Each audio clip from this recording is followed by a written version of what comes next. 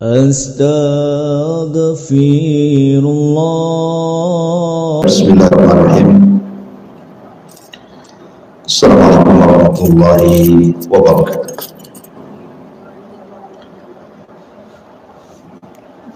Alhamdulillah wassalatu wassalamu ala rasulillah wa ala alihi wa sahbihi wa mawala wa la hawla wa la quwwata illa billahi wa ba'd. Alhamdulillah, segala puja dan puji hanya milik Allah Subhanahu wa ta'ala. Salawat dan salam kita hadiahkan kepada Rasul kita Nabi besar Muhammad sallallahu alaihi wa ala alihi wasallam.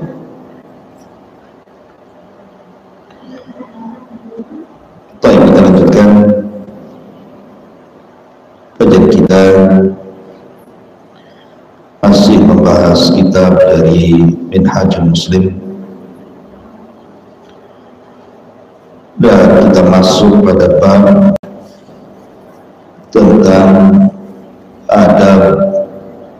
adab, di mana pasal pertama kita bicara tentang adab niat. Sering saya nasihat bahwa Islam itu adalah agama akhlak.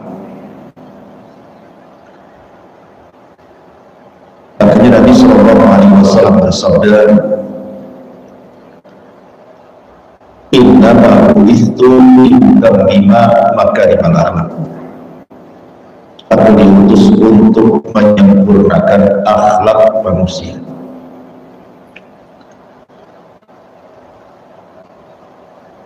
Bahkan para ulama seperti yang dikatakan oleh Abdullah ibn Mubarak rahimahullah ta'ala, aku belajar selama 30 tahun dan aku belajar ilmu selama 20 tahun. Dari perkataan Abdullah ibn Mubarak ini mengetahui bahwa porsi adab lebih besar dibandingkan porsi ilmu. Bahkan boleh dikata porsi adab itu 2/3 dibandingkan ilmu. Karena berilmu tanpa beradab itu tidak sempurna. Makanya kemudian banyak para ulama yang mereka hadir di majelis ilmu, mereka semata-mata hanya mencari adab dulu. Karena memang adab itu sesuatu yang sangat penting dalam kehidupan kita. Ibu tahu hukum Islam yang ini, baik syahadat sampai kepada haji, itu semua melahirkan adab dan akhlak. Contoh salat, Allah mengatakan dalam Al-Quran, "Inna salata tanha 'anil fahsya'i wal munkar." Sesungguhnya salat itu mencegah perbuatan keji dan munkar. Artinya salat itu melahirkan adab. Kemudian dalam puasa, Nabi Sallallahu Alaihi Wasallam mengatakan, "Malam yada qawla zur wal amala bihi, falaysa lillahi an yad, falaysa lillahi hajatun fi an yada Allah wa syarabah." Siapa yang belum mampu meninggalkan ucapan-ucapan kedustaan, qaula zur, atau mengamalkan hal-hal yang mengantarkan kepada kefasikan, maka Allah tidak butuh kepada puasa dia, menahan lapar dan dahaga dia. Artinya puasa itu melahirkan adab dan akhlak. Ataupun Allah Subhanahu wa ta'ala bicara tentang haji, Allah Subhanahu wa ta'ala mengatakan, "Faman hajjal baita wa la rafasa wa la fusuqa wa la jidala fil hajj." Maka barang siapa yang haji ke Baitullah, dia tidak rafas, mengeluarkan kata-kata kotor, wala fusuq, dan tidak melakukan perbuatan fasik, wala jidal, dan tidak berdebat. Di sini menunjukkan bahwa haji itu melahirkan adab, termasuk juga zakat. Artinya rukun Islam itu melahirkan adab, melahirkan akhlak. Makanya akhlak itu sangat penting sekali. Dan di antara akhlak atau adab-adab yang pertama kali yang harus diperhatikan adalah adab-adab seputar niat. Karena niat ini amalan hati, dan amalan hati itu menentukan amalan badan. Sebagaimana Nabi SAW mengatakan, ala wa inna fil jasadi mudghah, idza saluhat saluhal jasadu kullu, wa idza fasadat fasadal jasadu kullu, ala wa hiyal qalb. Ingatlah, dalam badan seseorang itu ada segumpal daging. Kalau dia baik, baik semuanya. Kalau dia jahat, jahat semuanya. Itulah hati. Artinya bahwa amalan hati itu luar biasa kedudukannya dibandingkan amalan badan. Makanya iman itu definisinya adalah dimulai dari tasdikun bil qalbi, pembenaran dalam hati, baru ucapan lisan, baru amalan perbuatan. Dan di sini muallif rahimahullah taala dalam bab kedua bicara tentang adab-adab, maka yang pertama beliau tentukan adalah adab-adab seputar niat. Kemudian beliau menyebutkan beberapa dalil dari Al-Quran dan juga Sunnah Nabi SAW tentang pentingnya sebuah niat, nilai dan kedudukan sebuah niat dalam ibadah. Pertama, firman Allah Subhanahu wa taala di sini, wa ma umiru illa liya'budullaha mukhlishina lahuddin. Padahal mereka tidak disuruh kecuali supaya menyembah Allah dengan betul-betul mengikhlaskan ketaatan kepada Allah dalam menjalankan agama yang lurus ini. Dan ayat senada, qul inni umirtu an a'budallaha mukhlishan lahuddin. Katakan, ya Muhammad, sesungguhnya aku diperintahkan supaya menyembah Allah dengan memurnikan ketaatan, maksudnya niat yang tulus kepada Allah dalam menjalankan agama ini.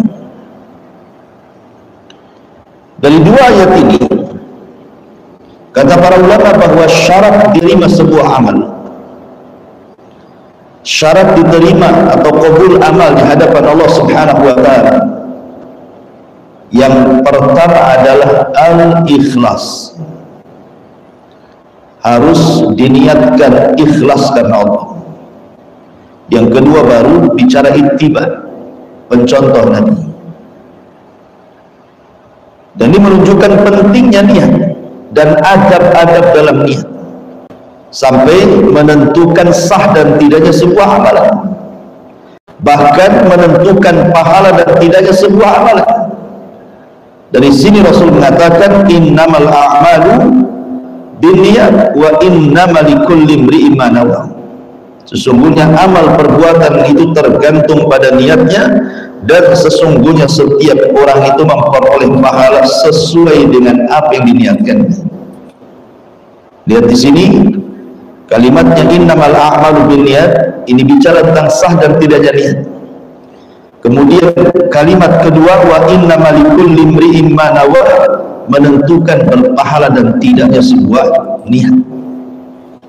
Jadi niat itu adalah menentukan amalan di sisi Allah Subhanahu wa taala. Makanya kenapa niat itu penting? Karena bisa ibadah dianggap sah atau tidak karena niat, bahkan ibadah itu berpahala atau tidak pun ditentukan niatnya. Bahkan ada perkara kecil jadi besar karena niat, tapi ada perkara yang dianggap besar jadi kecil pun karena niat. Contoh, Ada orang yang infak banyak, dihabiskan kekayaannya untuk bersedekah. Di mata manusia dia orang hebat karena banyak melakukan infak. Tapi rupanya infaknya itu bukan karena Allah, karena riya, karena sum'ah, karena ujub, karena takabur. Maka amalan yang dianggap besar oleh manusia, dia infak tujuan kepada tempat-tempat ibadah, masjid, madrasah, anak yatim, dan begitu seterusnya. Ya, di mata manusia itu besar, tapi di mata Allah karena niatnya kecil, bahkan tidak berpahala. Tapi ada yang kemudian tidak punya ekonomi sama sekali, tapi dia ingin sedekah. Dia mungkin tidak punya uang banyak, hanya mungkin 1.000-2.000 perak, tetapi karena dia ingin membantu pembangunan masjid, madrasah, membantu anak yatim, dia sisihkan uang yang sedikit itu, sedikit demi sedikit dia infak. Maka yang kecil itu bernilai besar di hadapan Allah Subhanahu wa taala karena niatnya lillahi ta'ala. Di zaman Nabi ada seorang sahabat namanya Ulbah ibn Zaid. Ulbah ibn Zaid. Ulbah ibn Zaid ini kategori sahabat miskin. Ketika dia melihat teman-temannya yang bisa bersedekah dengan harta dan juga badan dan jiwanya untuk Rasul di perang Tabuk, dia kepengen ikut perang, kepengen bersedekah dengan harta. Tapi apalah daya, harta tak punya, mau disedekahkan pakai apa? Badan pun tidak mendapatkan restu Nabi SAW untuk terlibat jihad, padahal dia sudah daftar jihad, karena tidak ada kendaraan yang mengantarkan ke Tabuk. Sedih, menangis. Di malam hari kemudian dia merenung sendirian di tengah malam. Dia mengatakan, ya Allah, dia berdoa, ya Allah, aku tahu Rasulmu telah merintahkan untuk jihad, dan Rasulmu telah merintahkan untuk infak. Aku ingin infak, tapi aku tidak punya harta. Aku ingin terlibat jihad, tapi aku tidak dibawanya. Maka malam ini aku infakkan untukmu dengan cara setiap orang yang menzalimi diriku, malam ini ku maafkan semuanya. Itulah infak.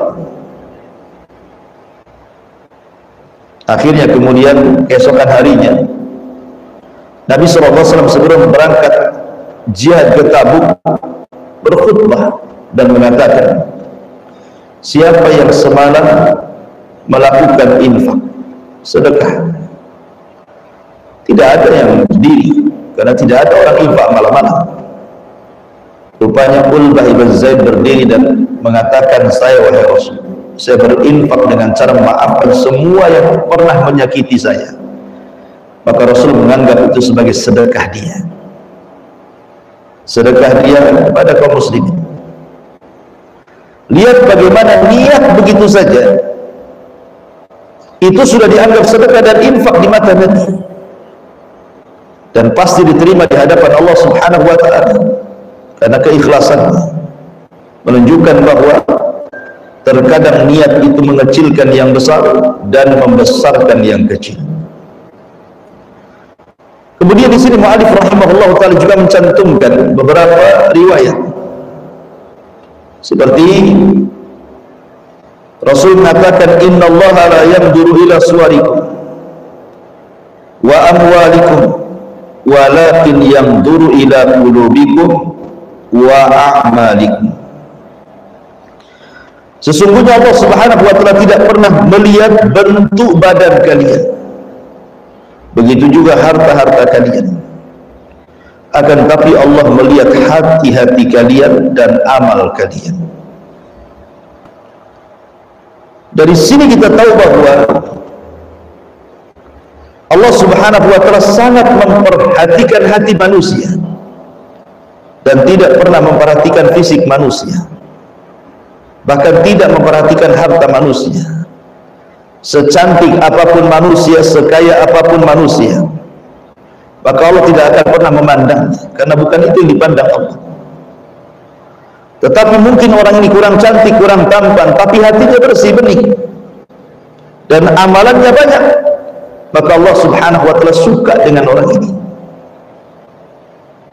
Betapa banyak orang-orang yang kemudian di dalam sejarah dicatat sebagai orang-orang yang memiliki kesehatan, ketampanan, kekayaan, ujung-ujungnya Allah masukkan ke dalam neraka. Al-Walid Ibn Mughirah, yang dikenal di masa jahiliyah itu orang paling kaya, sampai kekayaannya terbentang dari Taif sampai ke Mekah. Kebun kurmanya luas luar biasa, sampai dijadikan tokoh besar di tengah-tengah Quraisy itu. Pada awalnya Al-Walid Ibn Mughirah ini tertarik dengan Islam, apalagi ketika dia mendengarkan Abu Bakar Siddiq membacakan ayat-ayat Al-Quran. Makin penasaran dia datang kepada Rasul dan mendengar langsung dari Nabi ayat-ayat Al-Quran. Hampir-hampir dia membela Rasul di hadapan orang-orang Quraisy dan mengatakan, demi Allah, apa yang diucapkan Muhammad itu bukanlah sebuah syair, karena aku pakar sihir. Bukan pula mantra-mantra sihir, karena aku tahu penyihir seperti apa. Bukan pula ini dan itu, tapi demi Allah ucapan itu penuh dengan kelezatan dan kenikmatan. Jadi dia sudah mengakui kebenaran Al-Quran dan disampaikan kepada Abu Jahal.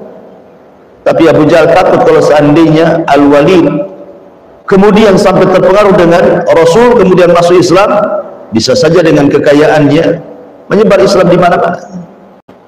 Akhirnya kemudian Abu Jahal bersiasat untuk menjatuhkan Al-Walid di mata orang-orang Quraisy, dikumpulkan manusia. Kemudian diminta komentar tentang Rasulullah di hadapan orang-orang Quraisy kafir itu. Artinya kalau orang-orang Quraisy kafir tahu siapa Al-Walid, tentu jatuh pamornya, boleh jadi dia tidak dianggap ketua mereka lagi. Akhirnya karena takut jabatannya hilang, tiba-tiba dia mengatakan terbalik dari apa yang sudah dia katakan kepada Abu Jahal. Dia mengatakan, in huwa illa sihrun yu'zar, in huwa illa qaulun bashar. Dia mengatakan sesungguhnya Al-Quran yang dibawa Muhammad itu adalah sihir impor. Bayangkan sihir impor, dia punya guru tapi bukan orang Arab, orang luar, yu'zar. Dan Quran yang dibawanya adalah tidak lain hanya perkataan manusia. Lihat bagaimana sekelas Al-Walid yang sudah mendapatkan kebenaran tetapi kemudian merubah niatnya. Yang tadinya dia memuji Rasulullah, tiba-tiba mencela Rasulullah hanya karena takut kedudukannya hilang. Maka dari sini Allah turunkan ayat kepada Al-Walid, "Dzarni wa man khalaqtu wahida." Sampai kepada ayat, "Sa'uslihi saqar." Kami akan masukkan dia ke neraka saqar. Allah tidak pernah memandang harta siapapun. Allah tidak pernah memandang fisik siapapun. Tetapi di sini Allah mengatakan, akan tetapi Allah memandang hati-hati kalian dan amal kalian. Itu yang Allah lihat dari kita. Hati kita jernihkah, beningkah, kotorkah, gitu. Dan amalan kita banyak tidak atau sedikit, sesuai dengan sunnah atau tidak. Inilah kita tahu bahwa beginilah manzilatun niyah, kedudukan niat itu di sisi Allah Subhanahu wa ta'ala. Itulah yang pertama dipandang dari manusia. Kemudian Nabi SAW katakan, man hamma bihasanatin walam ya'malha kutibat lahu hasanah. Barang siapa yang berkeinginan melakukan kebaikan maka dia belum dapat melakukannya, maka tetap dicatat satu kebaikan. Lihat, kalau orang niat jahat kemudian tidak jadi, nggak dicatat dosa. Tapi kalau orang niat baik kemudian belum melaksanakan, sudah dicatat pahala. Enak kan Bu? Jelas enaklah. Orang niat jahat tak jadi, tak dicatat dosa. Orang niat baik belum jadi, sudah dicatat pahala. Dari sini kita tahu kedudukan Allah di hadapan kita itu, bahwa Allah itu lebih luas rahmatnya dibandingkan murkanya. Allah sayang dengan kita. sampai kasih sayangnya Allah melebihi kemurkaannya. Maka dalam bentuk rahmat Allah Azza wa Jalla adalah Allah memberikan pahala kepada setiap orang yang punya niat, baru niat saja ingin melakukan kebaikan sudah dicatat, padahal belum melakukannya, apalagi melakukannya, maka makin lagi dicatat oleh Allah Subhanahu wa Ta'ala. Sebagai contoh, hadis berikutnya kata Nabi sallallahu alaihi wasallam, an-nasu arba'atun, manusia itu terbagi menjadi 4. Jadi satu dunia ini, penghuni dunia ini ada 4 kelompok. Yang pertama, rajulun atahu Allahu ilman wa malan fahuwa ya'mal bi ilmihi fi malihi fayaqul rajulun law atani Allah ta'ala mithla ma atahu Allah la amiltu kama amilah fahuma fil ajri sawa. Wa rajulun atahu Allah malan wa lam yu'tihi ilman fa huwa yahbitu fi malihi wa yaqulu rajulun law atani Allah mithla ma atahu amiltu kama ya'malu fahuma fil wizri sawa. Pertama, orang yang diberikan harta dan juga diberikan pengetahuan agama. Karena dia punya pengetahuan agama, akhirnya dia belanjakan harta itu sesuai dengan amanah dari Allah. Maka orang ini adalah a'la al-manazil, setinggi-tingginya kedudukan di sisi Allah. Dan dia mengamalkan ilmunya dan menginfakkan hartanya. Tetapi ada kelompok yang kedua, Allah berikan ilmu tapi Allah tidak berikan kekayaan. Karena dia berilmu, dia tahu apa yang harus dia lakukan, maka dia pun memainkan amalan hatinya dan mengatakan, seandainya Allah berikan aku harta seperti si fulan, aku pun akan mengamalkan seperti amalan si fulan. Maka pahala orang nomor 2 dengan orang nomor 1 sama di hadapan Allah. Ya, semata-mata ghibtah, hanya ingin meniru tapi tidak bisa melakukan, secara pahala sama. Padahal orang yang nomor 2 ini tidak lelah-lelah mencari harta untuk disedekahkan, cukup diniatkan dalam hatinya ingin seperti orang kaya yang dermawan, sudah sama tuh pahalanya, karena enak.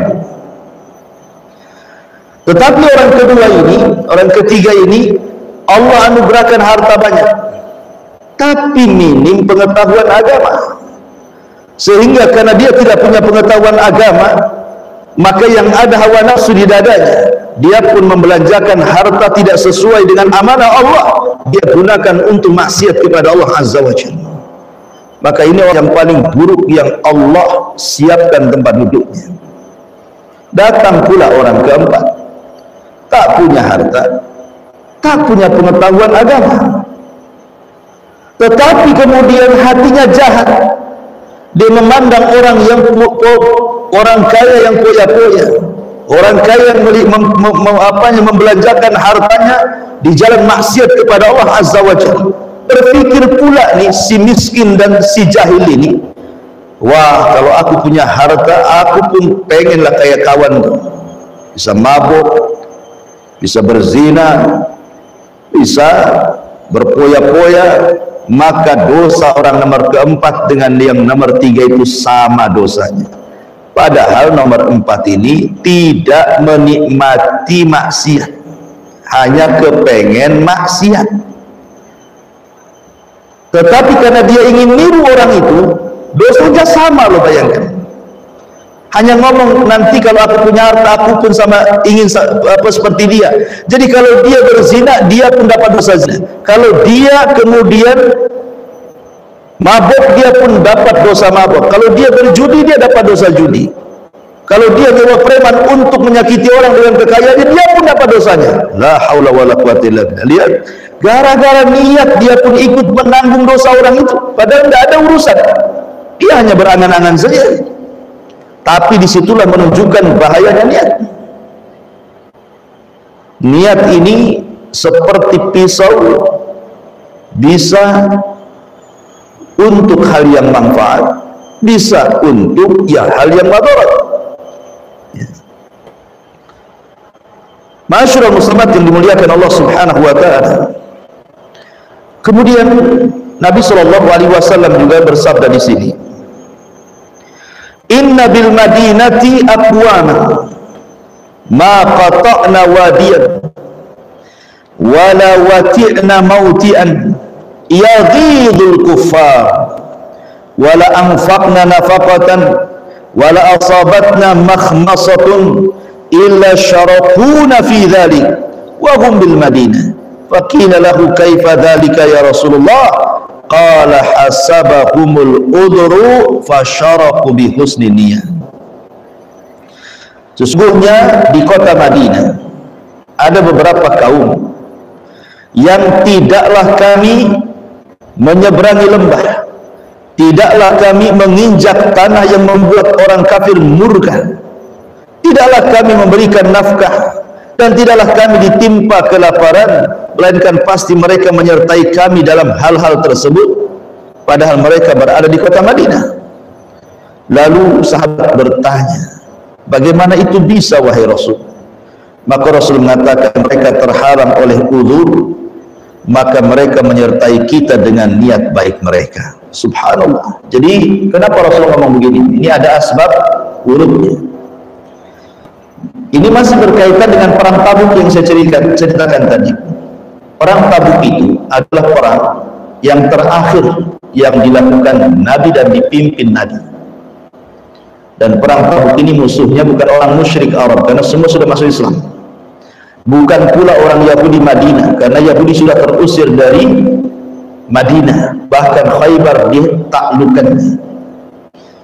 Jadi Tabuk ini melawan siapa? Melawan orang-orang Romawi, orang Nasrani, dan itulah perang kedua melawan Romawi setelah Mu'tah, dipimpin langsung Nabi. Jadi karena lawannya ini tangguh, dan Romawi negara adidaya, negara kuat, ya, pemimpinnya namanya Herakli atau Heraklus. Jadi Nabi Shallallahu Alaihi Wasallam ingin melibatkan banyak-banyak orang dalam jihad ini, karena juga memang pasukan kuat dan persenjataan juga kokoh. Masalahnya banyak orang yang daftar jihad tapi ditolak. Bukan tidak cukup syaratnya, mereka ahli jihad, usia mereka sudah waktunya waktu jihad, tetapi karena perjalanan Madinah ke Tabuk itu tidak bisa dicapai kecuali dengan menunggang unta atau kuda, sementara mereka tidak punya unta, tidak punya kuda. Dan Nabi SAW kemudian menyarankan satu unta itu untuk 18 orang gantian.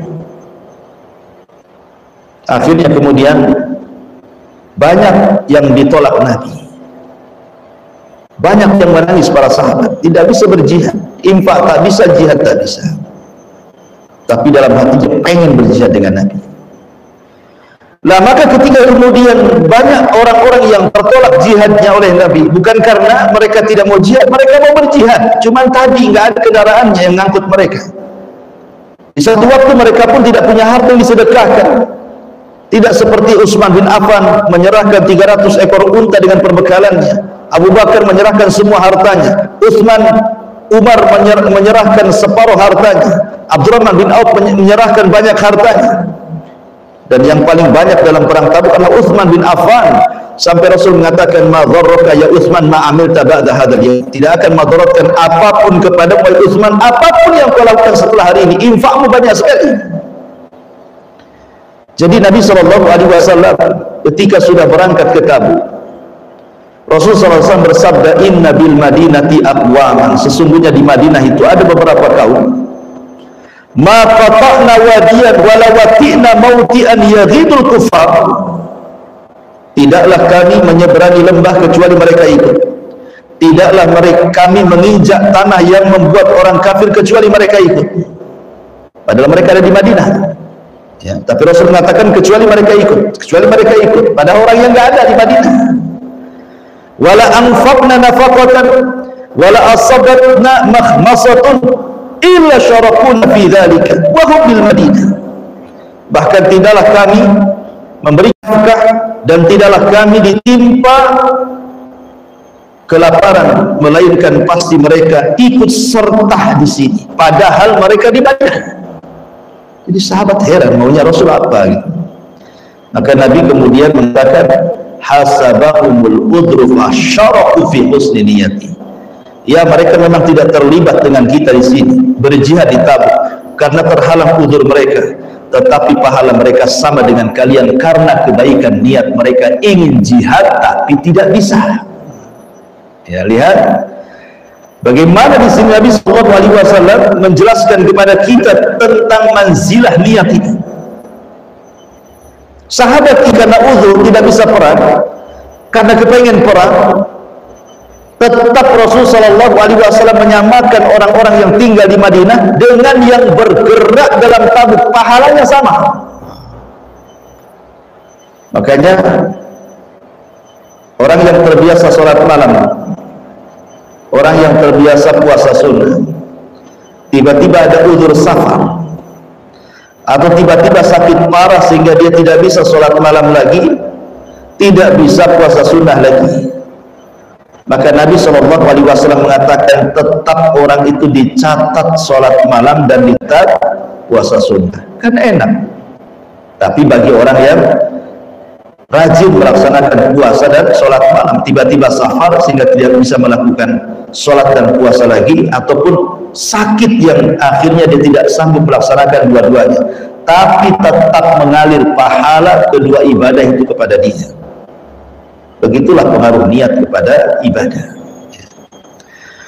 Kemudian juga niat yang baik ternyata telah menjadikan orang yang tidak takut berperang mendapatkan pahala sebagaimana mereka yang ikut berperang. Di sini Nabi SAW bersabda tentang niat, masih tentang niat.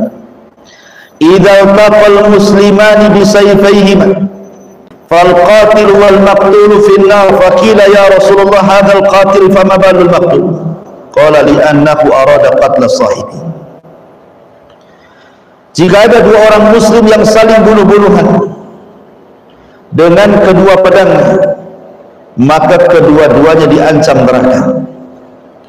Lalu dinyatakan, wahai Rasul, orang yang membunuh sudah jelas diancam neraka, wajar dia bunuh orang. Bagaimana orang yang terbunuh kok bisa dia masuk neraka? Maka Rasul mengatakan, ya, karena orang yang terbunuh lagi apes, padahal dia juga berkeinginan untuk membunuh. Ya, apa saja dia yang dibunuh gitu ya. Makanya kata Rasulullah, al-qatil wal maqtulu finnah, karena niatnya. Karena begini Bu, soal bunuh membunuh itu, ada orang yang membunuh dan yang dibunuh dua-duanya masuk neraka, seperti hadis ini. Ada orang yang membunuh dan yang dibunuh dua-duanya masuk surga. Ada yang membunuh masuk surga, yang dibunuh masuk neraka. Ada yang membunuh masuk neraka, yang dibunuh pula masuk surga. Berarti ada berapa orang Bu? Ada 4. Di sini ada 4 kelompok ya. Semua bicara niat. Pertama di sini orang yang membunuh dan yang dibunuh di neraka karena niatnya. Dua-duanya ada niat saling membunuh. Maka karena ada niat saling membunuh, baik yang dibunuh atau yang membunuh, dua-duanya terancam neraka. Ini gambaran yang pertama. Yang kedua, yang membunuh dan yang dibunuh masuk surga. Contohnya, seorang muslim berjihad. Seorang muslim berjihad, kemudian dia terbunuh dalam medan perang, mati syahid. Orang mati syahid masuk surga tanpa hisab. Kemudian orang kafir yang membunuh ini tiba-tiba bertobat, masuk ke dalam Islam, kemudian ikut perang, kemudian dia pun gugur mati syahid. Maka dia pun sama-sama mati syahid, dua-duanya masuk surga. Yang membunuh dan yang dibunuh dua-duanya masuk surga karena niatnya lillahi ta'ala. Kemudian yang ketiga, yang membunuh masuk neraka, yang dibunuh masuk surga, seperti kisahnya Qabil dan Habil. Memang Qabil sudah berniat membunuh, tapi Habil tidak ada niat membunuh Qabil. Makanya dia mengatakan, la in basatta yadaka litaktulani ma ana bibasiti yadiya ilaika liaktulak inni akhafullah. Saudaraku Qabil, kalau engkau ingin membunuhku silahkan, monggo silahkan, tapi aku tidak akan membunuh karena takut Allah. Akhirnya betul-betul Qabil membunuh si Habil, maka Qabil masuk neraka karena ada niat membunuh, Habil masuk surga karena tidak ada niat melayani saudaranya. Atau yang terakhir, yang membunuh masuk neraka, yang membunuh masuk surga dan yang dibunuh masuk neraka. Seperti orang muslim yang berjihad di jalan Allah Subhanahu wa ta'ala, kemudian dia membunuh orang kafir dalam peperangan, maka orang kafir yang dibunuh seorang muslim dalam jihad masuk neraka dia karena dia kafir, ya. Dan itu semua sekali lagi berdasar niat, ya, niat kita. Kemudian juga di sini mu'alif rahimahullahu ta'ala mencantumkan beberapa riwayat lagi. Di antaranya Rasul mengatakan, ayyuma rajulin asdaqa imra'atan sadaqan wallahu ya'lam annahu la yuridu ada'ahu ilaiha fagharraha biha wastahalla farjaha bil batin laqiyallaha yawmal yalqahu wa huwa zanin wa ayyuma rajulin ad-dana min rajulin dainan wallahu ya'lam minhu annahu la yuridu ada'ahu ilaihi fagharrahu billah wastahalla ma lahu bil batil laqiyallah yawma yalqahu wa huwa sarikun. Subhanallah. Barang siapa yang menjanjikan satu mahar terhadap seorang perempuan yang dinikahinya, dan Allah mengetahui bahwa ia berniat tidak akan melunasi maharnya terhadap wanita yang dinikahinya, lalu dia membujuknya dengan nama Allah sehingga mendapatkan kehormatan wanita tersebut dengan cara yang batil karena belum bayar mahar dan tidak ada niat membayar mahar, maka dia akan berjumpa dengan Allah pada hari dia berjumpa dan dia membawa pahala zina, dianggap berzina. Atau kata Nabi SAW, orang yang berhutang sesuatu dari saudaranya, Allah tahu dengan niatnya dia tidak mau membayar, dia sengaja ingin hutang sana hutang sini tapi tidak mau bayar, dia mau nipu orang, maka dia membujuk orang yang akan dihutanginya sampai akhirnya dia memberikan hutangannya, tetapi dia tidak ada niat membayarnya. Maka kalau dia meninggal karena dia sudah berlaku batil dengan harta orang, maka dia akan berjumpa dengan Allah pada hari kiamat dan dia dalam keadaan sebagai seorang pencuri, perampok, ya. Lihat niat, semua ditentukan niat di sini. Baik orang yang pertama dalam urusan pernikahan ataupun dalam urusan hutang piutang, semua bicara niat. Maka dari keseluruhan dalil-dalil, mu'alif rahimahullahu ta'ala ingin mengajarkan kepada kita tentang adab niat, pentingnya niat itu dalam hati. Tetapi sekali lagi bahwa kita ini harus senantiasa menjaga niat.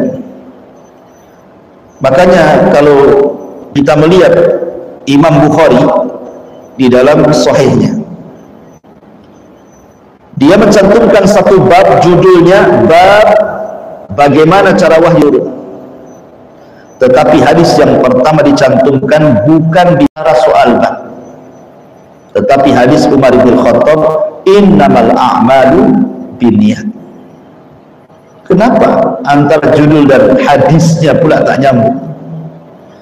Seolah-olah Imam Bukhari ketika mengarang kitab sahihnya kemudian meletakkan hadis innamal a'malu binniyat di bawah bab tentang bagaimana turunnya wahyu, para pensyarah hadis mengatakan seolah-olah Imam Bukhari ingin mengatakan, ya Rabb, sesungguhnya apa yang aku tulis dari Sahih Bukhari ini semata-mata karenamu.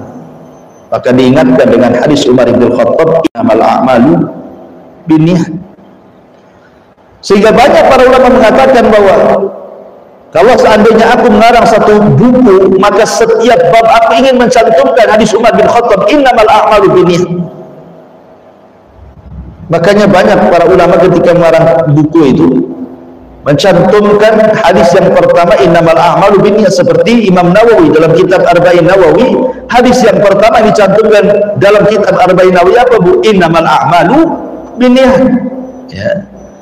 Karena ulama ingin diingatkan soal niat, soal niat, soal niat. Ya. Makanya jangan sampai kemudian terlalaikan kita dari niat baik. Kemanapun Bu, coba niatkan kebaikan, walaupun perkara mubah. Kalau niatnya baik jadi ibadah.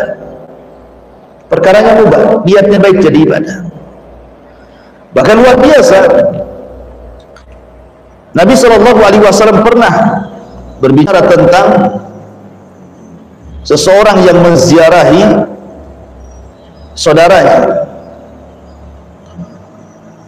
Jadi kata Nabi SAW, dahulu ada seseorang yang hendak berziarah kepada kawannya yang nun jauh di sana, tapi betul-betul ziarahnya itu karena Allah. Akhirnya kemudian Allah Subhanahu wa ta'ala kirim malaikat untuk mengikuti orang ini. Di tengah jalan tiba-tiba malaikat ini mencegat dalam bentuk manusia, kemudian pura-pura tanya, aina turid, mau kemana hendak pergi Tuhan? Maka orang ini mengatakan, uridu akhan li fi hadhil qaryah, saya jauh-jauh dari negeri seberang ke tempat ini karena ada saudaraku di sini, ada kawanku di sini. Aku ingin berziarah kepada dia, aku kangen dengan dia. Kemudian malaikat ini mulai ngetes nih, ya. Halaka alaihi min nikmatin tarubbuha alaihi. Jangan-jangan kau datang ke sini hanya untuk menagih utang, atau jangan-jangan kau ke sini karena ada kepentingan dunia, atau jangan-jangan kamu begini ada niat yang lain. Maka orang ini mengatakan, la, tidak, wallahi tidak. Saya datang murni ingin ziarah, ingin silaturahim, bukan karena urusan dunia. Dia mengatakan, la, ghaira anni ahbabtuhu fillah. Aku datang ini betul-betul karena cinta karena Allah, tidak lain dan bukan. Ya. Ketika kemudian dia mengatakan di hadapan malaikat ini, aku tidak berniat apapun kecuali karena aku cinta karena Allah sehingga aku ziarah ke tempat saudaraku ini. Maka malaikat itu mengatakan, fa inni rasulullah ilaika bi anna Allah qad ahabbaka kama ahbabtahu fihi. Aku ini malaikat yang diutus Allah, sebagaimana niatmu mencintai saudara datang karena kecintaan kepada dia, maka berbahagialah, Allah telah mencintai kamu sebagaimana engkau mencintai dia. Subhanallah, ya. Dia pun dicintai Allah, dan kalau sudah dicintai Allah, semua jadi. Wala in sa'alani la u'tiyanna wala in ista'adzani la u'idanna. Kalau dia minta pasti ku kasih, kata Allah. Kalau dia minta perlindungan pasti kulindungi. Itulah hamba-hamba yang dicintai Allah, apapun keinginannya dikabulkan. Jadi lihat niatnya luar biasa kan. Orang ini kan mendapatkan kecintaan karena niat gitu.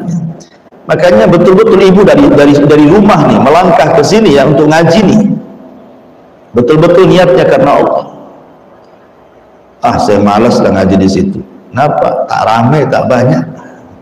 Jadi ngajinya karena apa? Karena rame gitu ya kan. Tidak perlu rame-rame lah ngaji itu. Yang penting kita datang ke sini lillahi ta'ala. Itu sudah setiap langkahnya Bu, dari mulai rumah sampai di sini itu semua pahala dinyatakan fisabilillah. Kalau seandainya ibu takdirkan di jalan kecelakaan kemudian meninggal, syahid Bu, karena perjalanan rumah ke majelis taklim itu dianggap fisabilillah. Tapi jangan sengaja ditabrakkan ke orang, mati konyol. Ya, ini bicara tentang takdir. Ya, kalau takdirnya di jalan Allah, ya Allah yang menghendaki gitu ya. Memang Allah berikan kematian saat dia telah berilmi, maka itulah kematian terbaik. Tentu karena niatnya, ya, bukan karena niat yang lain gitu ya. Setelah thalabul ilmi ada yang lain yang jauh lebih penting dibanding thalabul ilmi, bukan itu maksudnya. Jadi di sini Rasul ingin ajarkan kepada kita tentang niat. Bahkan ketika Nabi SAW sedang ngaji seperti ini, Bu, tiba-tiba ada orang yang datang, 3 orang ke majelis ta'lim.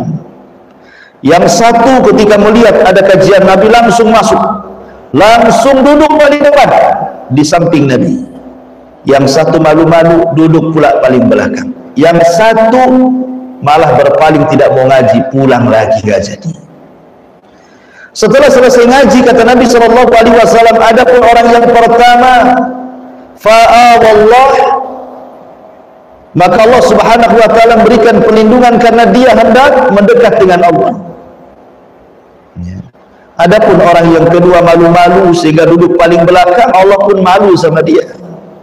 Adapun yang ketiga berpaling tidak mau hadir, maka Allah palingkan juga dia. Terlihat semua karena niat. Semua karena niat. Jadi niat ini menentukan pahala. Seberapa dahsyatnya pahala yang akan didapat itu ditentukan dengan niatnya.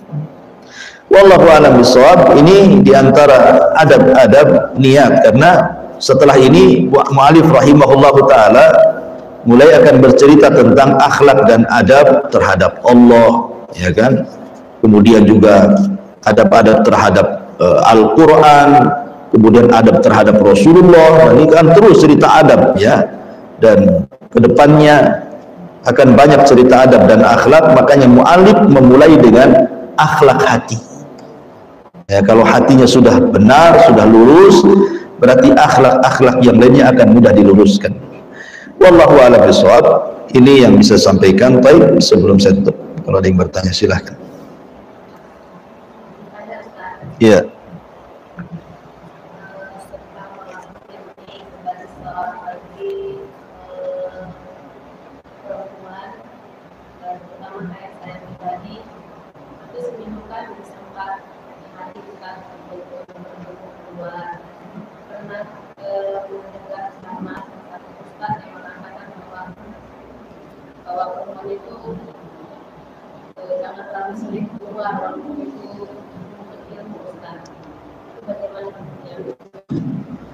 Maksudnya perempuan itu jangan sering keluar, itu maksudnya?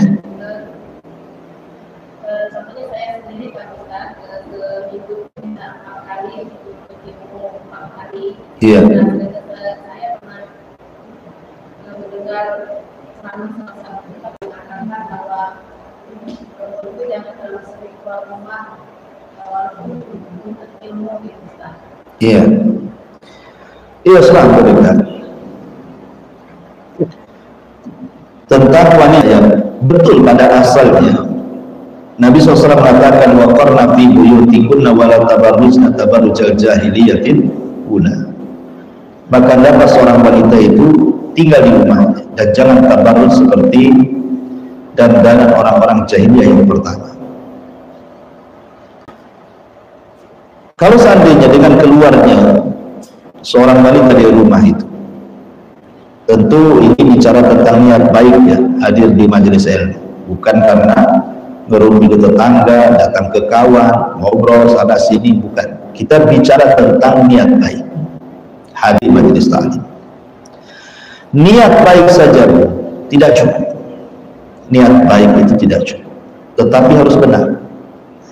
Maksudnya, kalau memang ibu punya suami, punya anak-anak, punya tanggung jawab yang lebih wajib dibandingkan thalabul ilmi, maka laksanakan dulu kewajibannya.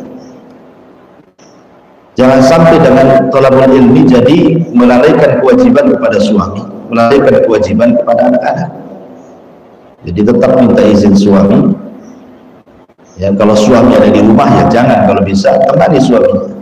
Mungkin kalau dia kerja dan dekat pengajiannya juga tidak terlalu jauh, tidak masafah-safar, tidak perlu pakai mahram, dan aman di jalan, tidak membuat fitnah, ya apa salahnya hadir daripada bengang-bengong di rumah kan gitu ya. Kalau tidak apalagi, kecuali kalau jauh pengajiannya dapat. Apalagi sekarang sudah ada media sosial ya. Tapi kalau seandainya kemudian ibu ingin datang ke pengajian, tidak ada yang melarang. Siapa yang melarang datang ke pengajian? Sholat saja tidak boleh dilarang wanita datang ke masjid. Sampai suatu ketika Bilal itu anak daripada Ibnu Umar, namanya Bilal, bukan Bilal bin Rabah, bukan. Ada namanya anaknya Ibnu Umar, namanya Bilal. Bilal itu cemburu dengan istrinya kalau dia keluar ke masjid. Dia larang sumpah-sumpah, wallahi saya tidak izinkan istri saya ke masjid. Jadi Ibnu Umar ini suatu ketika bertandang ke rumah anaknya silaturahim. Madulah istrinya Bilal kepada Ibnu Umar bahwa suaminya melarang, tidak boleh ke masjid. Jadi namanya bapak ya tentu nasihati anaknya dan mengatakan, hei Bilal, janganlah kau larang istrimu datang ke masjid, karena Rasul yang mengatakan la tamna'u ima Allah masajidallah, jangan kau larang wanita-wanita kalian datang ke masjid. Entah kenapa Bilal ini emosi dan mengatakan, tidak wahai Abi, saya akan larang mereka karena cemburunya. Maka Ibnu Umar marah semarah-marahnya dan mengatakan, ya Bilal, abimu ini menasihati, ini sabda Rasul yang mengatakan jangan larang istri-istrimu ke masjid, kau pula melarang. Kalau begitu jangan bicara dengan aku selamanya, karena engkau sudah menentang perkataan Nabi. Artinya Ibnu Umar tidak pernah bicara sama anaknya lama ya, gara-gara kasus ini. Dari sini bagaimana sikapnya para sahabat. Kalau saja wanita datang ke masjid dibolehkan dengan syarat-syarat kan. Salat kan jelas kewajiban ya. Maka mungkin thalabul ilmi pun dibolehkan dengan syarat-syarat tadi. Izin sama suami yang punya suami, tidak melalaikan kebutuhan dan pendidikan anak-anaknya. Kalau semua kewajiban sudah terpenuhi, ibu juga sendirian untuk di rumah, sekiranya tidak ada masalah hadir majelis taklim. Asal tadi menjaga habis dari ngaji nggak lama, paling 1 jam, 1 jam setengah langsung balik. Ini habis ngaji malah keluyuran kemana-mana, ngajinya pagi pulangnya sore lah, kemana ceritanya kan itu. Ya tetap harus menjaga. Insya Allah kalau memang ibu lebih baik lagi, kan suami melihat tuh dengan ibu hadir di majelis taklim, rupanya kalau setiap habis ngaji kok akhlak ibu makin bagus ya kan, makin sayang sama suami, sama keluarga. Saya kira setiap keluarga makin semangat mengizinkan ibu itu untuk ngaji, saya yakin. Tapi kalau habis ngaji kok biasa-biasa saja, yang lebih parah lagi habis ngaji pula makin jahat. Ini ngaji apa ini? Ya siapa ustadznya? Nanti Abu Mero pula yang kena. Oh patutlah sama Abu Mero. Padahal kita tidak mengajarkan itu ya. Jadinya ya saya kira pandai-pandai ibu lah ya kan, di rumah seperti apa. Adapun tentang masalah wanita tinggal di rumah, ya betul, kita tidak mengingkari tentang wanita harus pandai gitu ya. Tetapi wanita juga boleh belajar. Di zaman Rasul juga para wanita sahabiyah juga belajar gitu. Bahkan ada wanita-wanita menjadi mufti. Aisyah radhiyallahu anha mengajar banyak orang-orang yang belajar kepada Aisyah radhiyallahu anha. Bahkan dia wanita yang banyak meriwayatkan hadis Nabi sallallahu alaihi wasallam. Wallahu a'lam. Kemudian yang pertanyaan tertulis, Assalamualaikum Ustaz. Waalaikumsalam warahmatullahi wabarakatuh. Bolehkah kita merubah niat atas sebuah amal yang sudah selesai kita lakukan? Misalnya saat memberikan infak awalnya karena riya, setelah mempelajari adab-adab niat dia merubah niatnya atas infak yang sudah lalu. Ya saya jawab dulu. Begini ya, ketika para ulama membahas soal sholat, ulama membuat 3 gambaran. Pertama, ketika sholat dia niat karena Allah, di tengah sholat kemudian riya, di akhir sholat dia perbaiki niatnya ikhlas lagi karena Allah. Yang kedua, pertama masuk sholat sudah riya, di tengah-tengah dia ikhlas sampai terakhir. Kemudian yang ketiga, pertama dia sholat lillahi ta'ala karena Allah, di tengah sholat riya dan tidak ikhlas lagi sampai akhir. Ini hukumnya berbeda tiga-tiganya. Adapun hukum yang pertama, sholatnya ikhlas karena Allah, di tengah-tengah riya, di akhir sadar, akhirnya dikembalikan ke ikhlas, maka tidak memadaratkan riyanya, tetap diterima sholatnya. Yang kedua, dari awal dia sudah riya, kemudian di tengah-tengah dia baru sadar itu dosa, akhirnya dia ikhlas, diterima ibadahnya? Tidak, karena innamal a'malu binniyat, amal itu ditentukan niat awalnya seperti apa. Kemudian yang ketiga, lillahi ta'ala, di tengah jalan riya, nggak mau dikembalikan pula ke ikhlas, maka percuma juga ibadahnya. Maka gambaran infak pun sama seperti itu ya. Setelah tahu gitu ya, apakah kemudian dia diterima infaknya, merubah niatnya, bagus, berpahala. Tetapi apa infaknya berpahala? Wallahu a'lam. Karena innamal a'malu binniyat, amal itu ditentukan niat awalnya. Tapi ketika ibu sadar kemudian merubah niatnya itulah pahala. Tapi apa infaknya juga berpahala. Nah, itu ya. Sementara Rasul mengatakan innamal a'malu binniyat, amal itu ditentukan oleh niat awalnya. Tapi kalau gambaran sholat dikiaskan ke infak, otomatis tidak dapat apa-apa infaknya kan gitu. Walaupun dia sudah merubah niat, karena awalnya sudah nggak benar. Itu sebagai jawaban. Kemudian yang kedua, bolehkah hukumnya Ustaz jika seseorang tidak sempurna gerakan dalam sholat? Seperti yang Rasul contohkan, keterbatasan kesehatan misalnya, suka mudah kesemutan, jadi tidak sempurna duduk tahiyat akhirnya. Fattaqullaha mastata'tum, bertakwalah semampu kita. Dalam ibadah itu kan semampu kita ya. Niat baik kita ingin mencontoh Rasul secara sempurna itu juga pahala, sudah jadi pahala besar itu. Tapi karena kemampuan apalah daya, mungkin kesehatan kurang, akhirnya tadi tidak bisa tumaknina, duduk-duduk lama, berdiri lama untuk baca Quran yang lama. Selain daripada fisik pun hafalan memang tak punya gitu ya. Jadi yang penting ibu sudah berusaha yang terbaik itu saja, maka itu akan diberikan pahala. Karena dalam sholat itu setiap gerakan dan juga bacaan itu bernilai pahala di hadapan Allah Azza wa Jalla.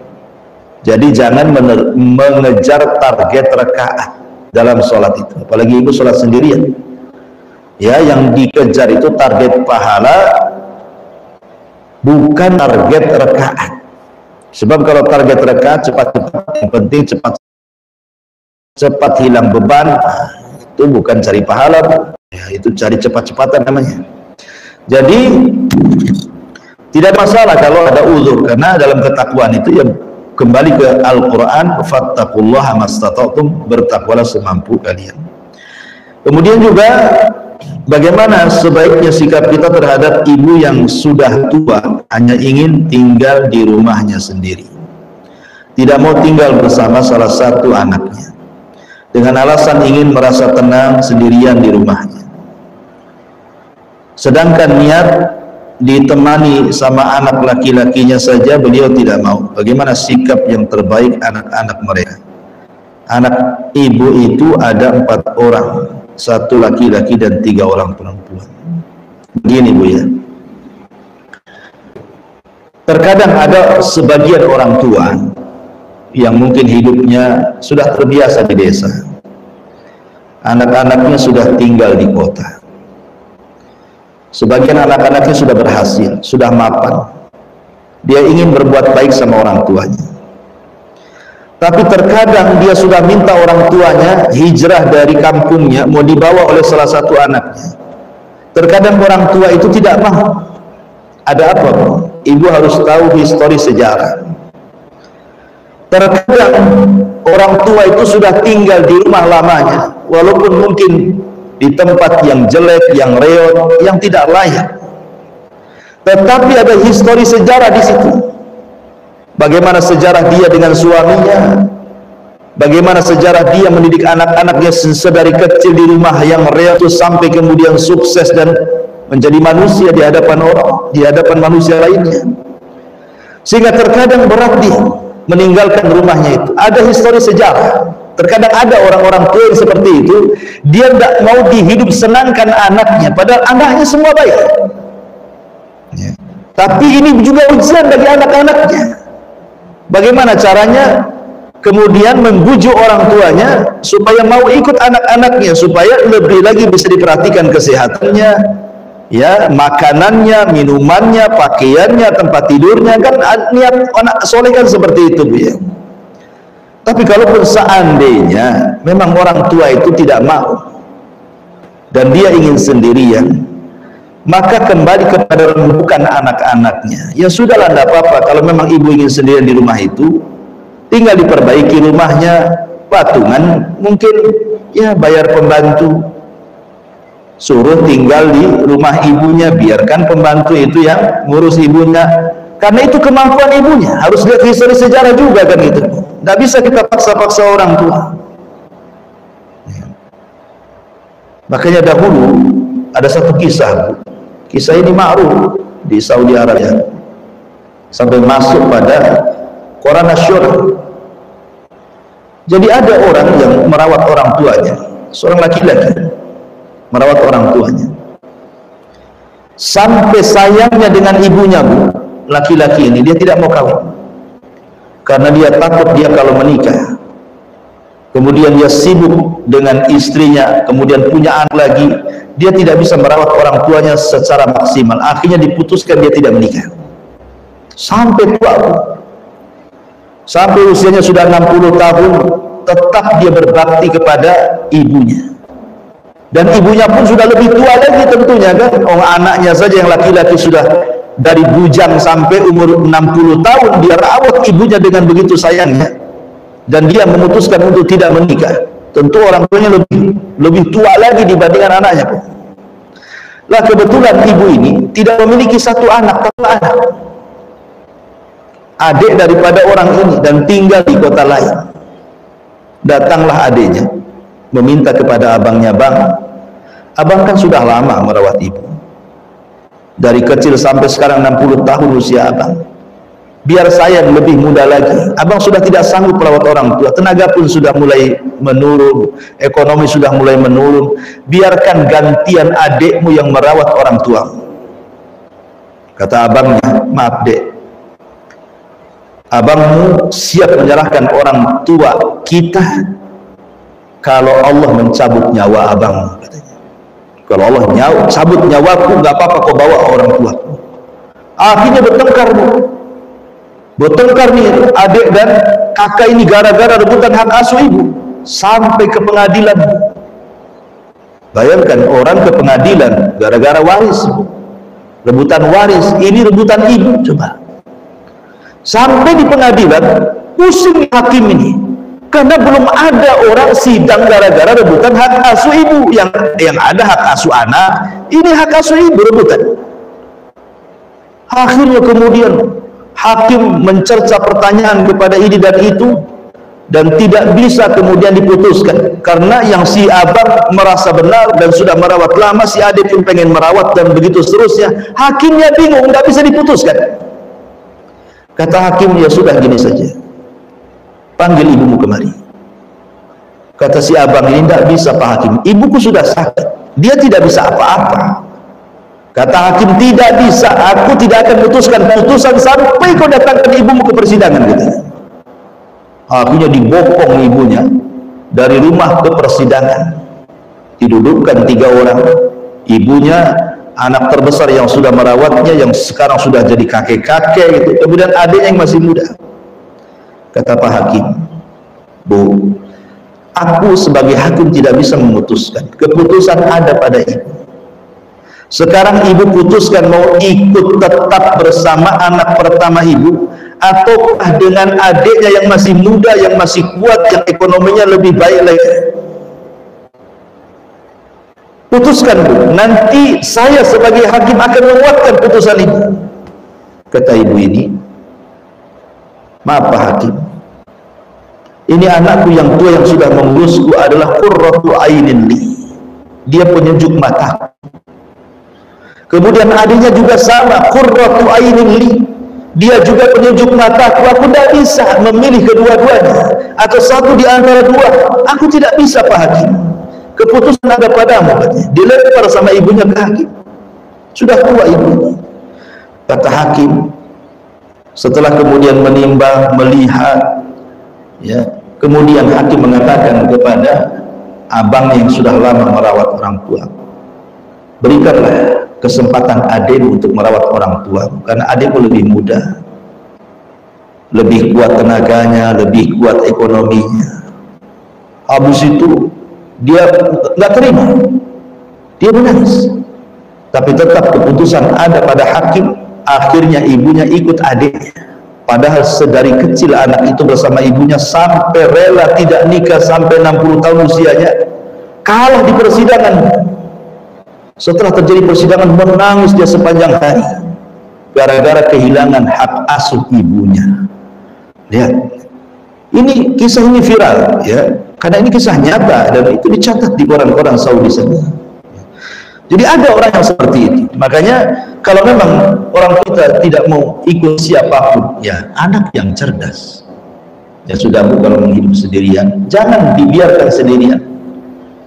Tetap patungan, cari pembantu biar ditemani, dan gantian sekali-kali berziarah ke rumah ibunya, kan begitu, ya. Wallahu a'lam.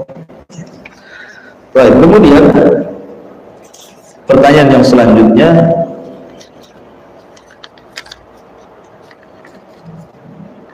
bismillah Ustaz, mantan suami anak pernah bilang tidak mau bayar mahar yang terhutang.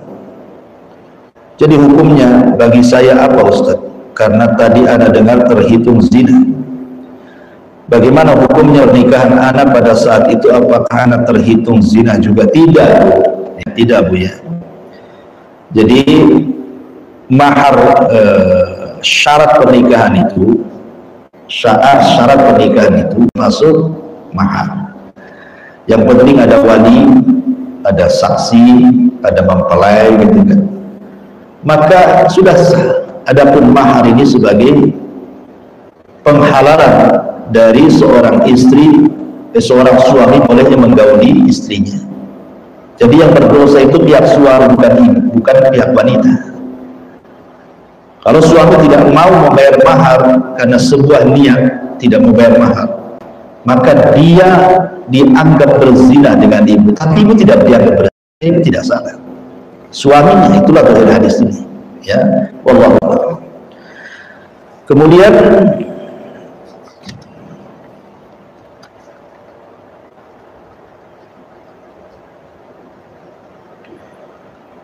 apakah dia harus bayar? Harus bayar, Bu. Ya, tetap suami harus bayar. Ya, suami harus bayar mahar karena sudah menggauli. Kalau sudah menggauli, dia harus membayar mahar. Ya, bilang sama suami, sampaikan hadis ini kepada dia supaya dia paham tentang hukum mahar ya. Ya, itu yang bisa saya sampaikan. Mudah-mudahan ada manfaatnya. Subhanallah bihamdika, asyhadu an la ilaha illa anta, astaghfiruka wa atubu ilaik. Allahu ta'ala alam. Assalamualaikum warahmatullahi wabarakatuh.